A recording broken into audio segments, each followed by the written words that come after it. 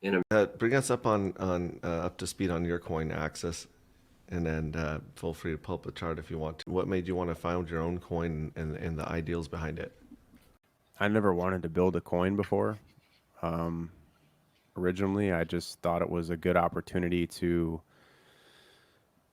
educate people on something when I could see what I could see in a project like that. The way it was launched, it was like a coin that was stealth launched, so nobody really knew it existed. Um, and it was, what we've seen out of that is that organically the market decided to adopt it because it could have just as likely not been adopted. Um, but the point of it was that it is a very limited and ultra scarce supply, which is important because it creates more of a pure chart that allows you to very easily read the blockchain and see different wallets entry and exit. So because there's no like inflation per se, or the inflation is so small, it's like hard. It's like not that important to track it. Um, it gives you a really pure chart pattern, and I'll pull up the chart just so we can look at it for a second. But so if I'm trying to teach people about the difference between the pulse, the importance of measuring against pulse, or the difference of measuring against the dollar, like it does a really good job of explaining it. And so I always go back to something that happened very, very early on in the chart, which was back in this period here. Let me go to like a 4 hour, that might be better. Something like this. So I'll go to a linear scale, and we'll look at July 31st here on the chart.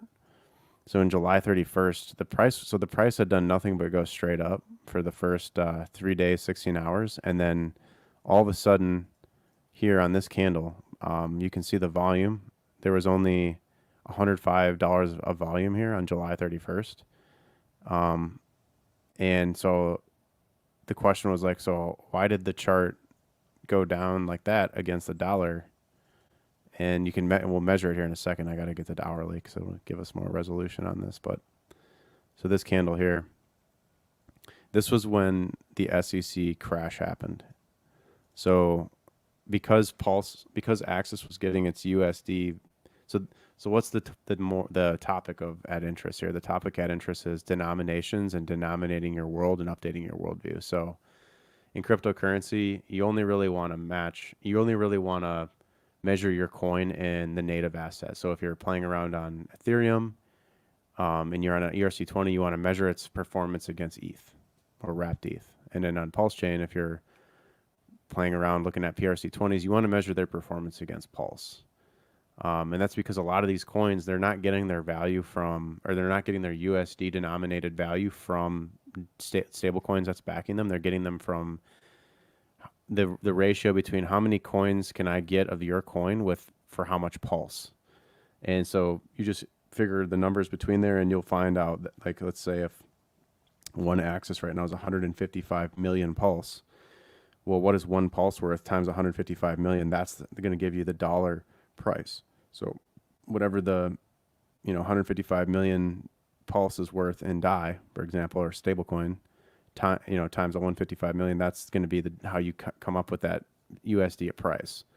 So what I want to bring up here is like on the USD chart, the price went down 41.9, so 42% on the SEC crash.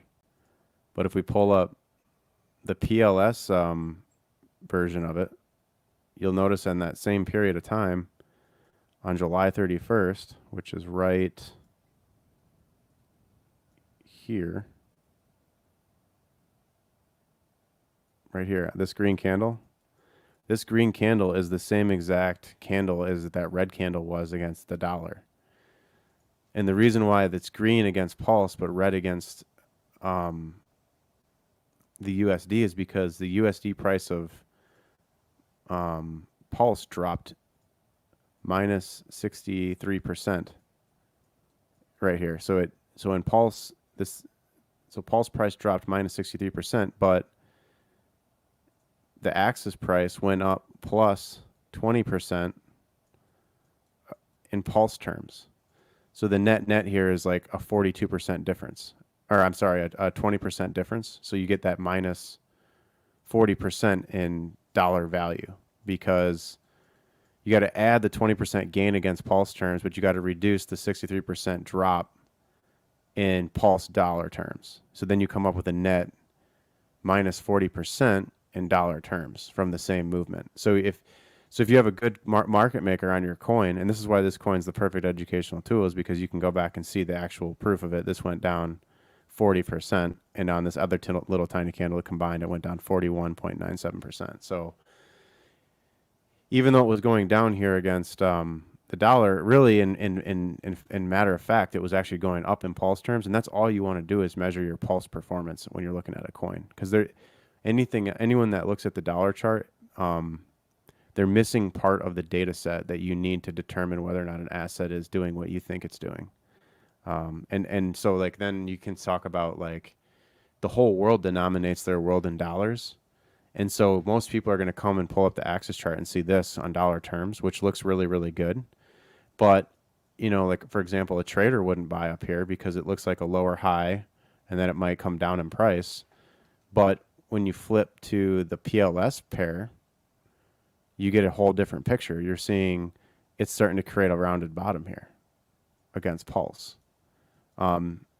So this setup looks better than the dollar setup. The dollar setup looks like it wants to roll over, whereas this setup looks like it wants to try to form a base. It looks like it's trying to protect these levels in Pulse value, around 135 million to 150 million is where it wants to try to find support based on these wick lows, this kind of like interchange of a battle for bullish and bearishness, and then the recovery level. There was a lot of a battle at that level, and then when that flipped, it's now been flipped to support. So even a retest at that level, I would expect that to hold just based on the technical setup against the Pulse pair. Whereas on the dollar pair, again, you can see that it definitely looks like it wants to come down because Pulse looks like it wants to come down. So if I flip over to the Pulse chart, you see how it's just got this rounded shape right now, just like it's doing to the Axis dollar chart. So the Pulse chart is influencing what the dollar price chart looks like on Axis right now. But the Pulse price is actually looking quite bullish at the same time.